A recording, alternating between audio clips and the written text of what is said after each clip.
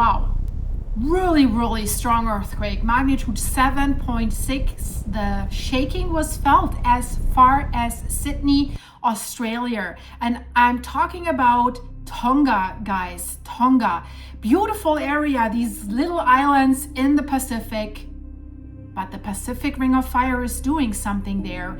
And this is crazy because we've had a lot of magnitude 6 earthquakes in the region in the last few days, amongst magnitude 5, 4, but 6. And so the magnitude 6 seemed to have been a foreshock to this magnitude 7.6. So something is going on there, because this is an area, this is a monstrosity. So you need to hear that. This is the strongest earthquake in 8 years. And why is this area so significant when we see earthquakes there and this massive cluster swarms with high magnitude earthquakes? Because we had a historic, we have to say, and well-documented earthquake, January 15th, 2022.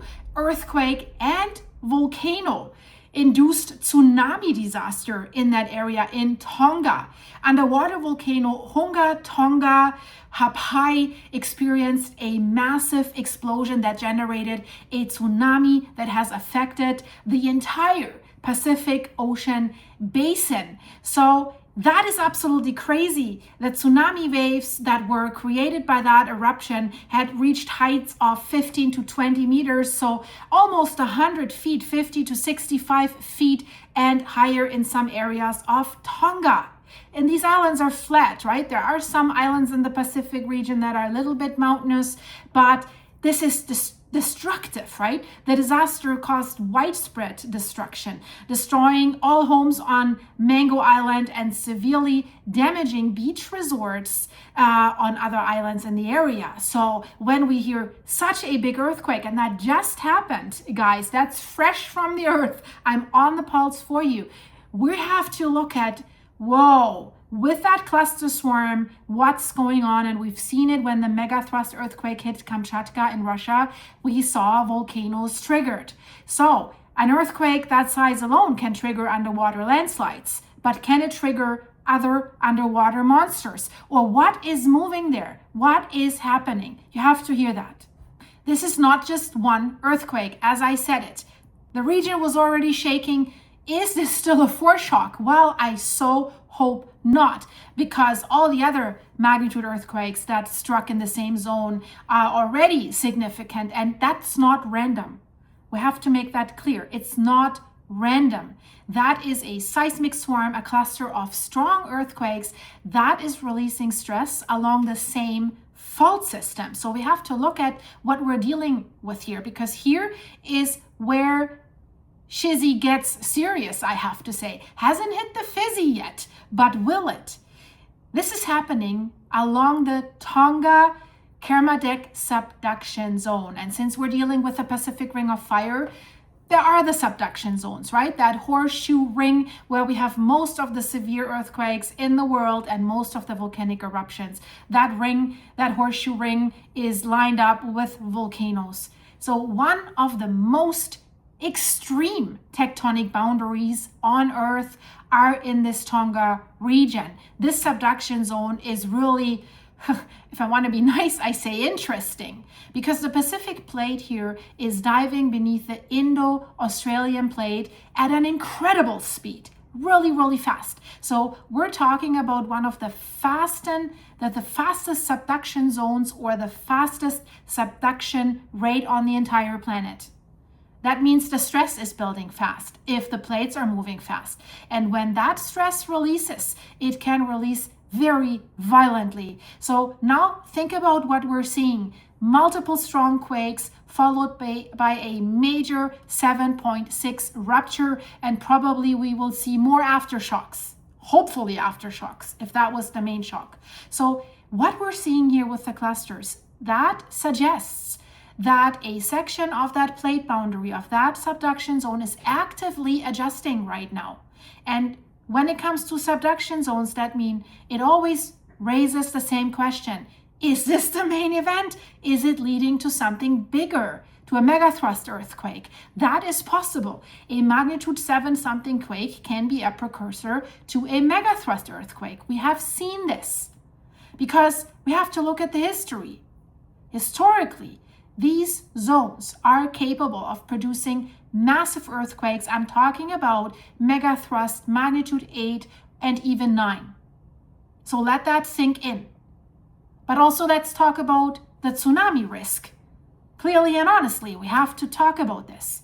A quake like this can generate a tsunami, but only if the seafloor was lifted and then dropped significantly, right? This is you in your bathtub is full with water. You're lifting one leg and let it come down. So when does that usually happen? It happens in shallow, vertical movement thrust earthquakes.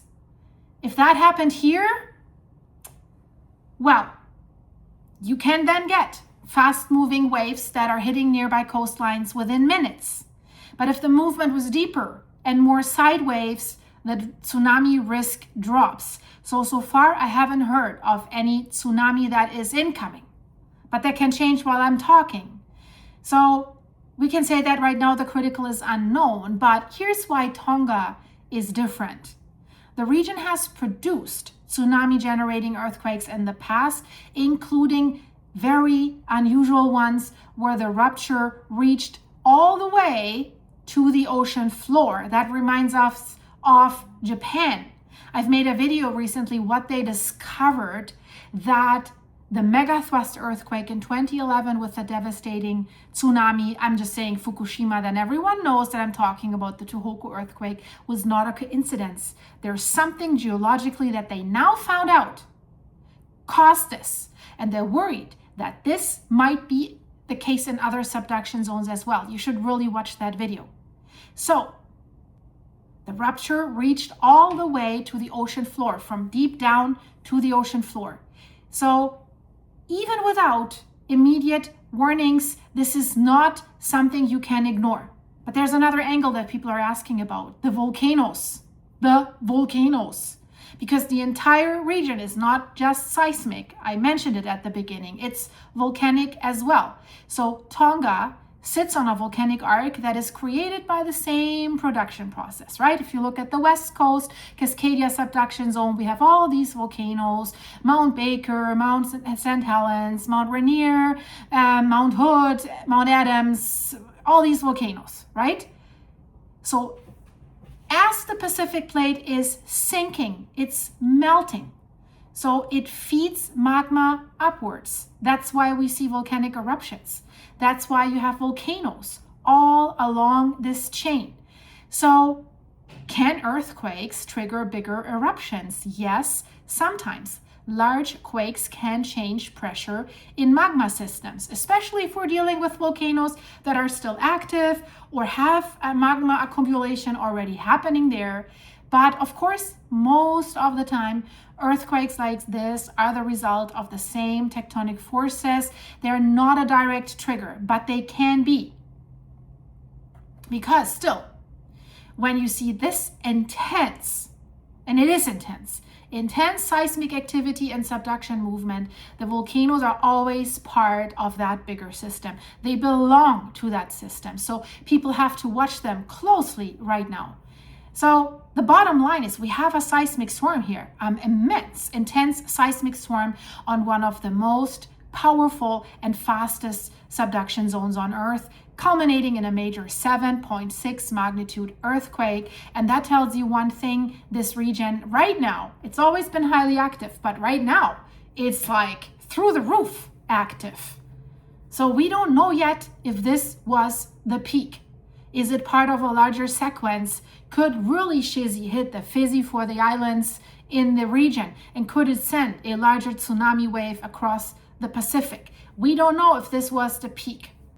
But what we do know, when the Earth starts moving like this in a region around Tonga, you cannot just look at every single quake. You have to look at the big picture. You have to watch that pattern. And we have to watch the aftershocks now.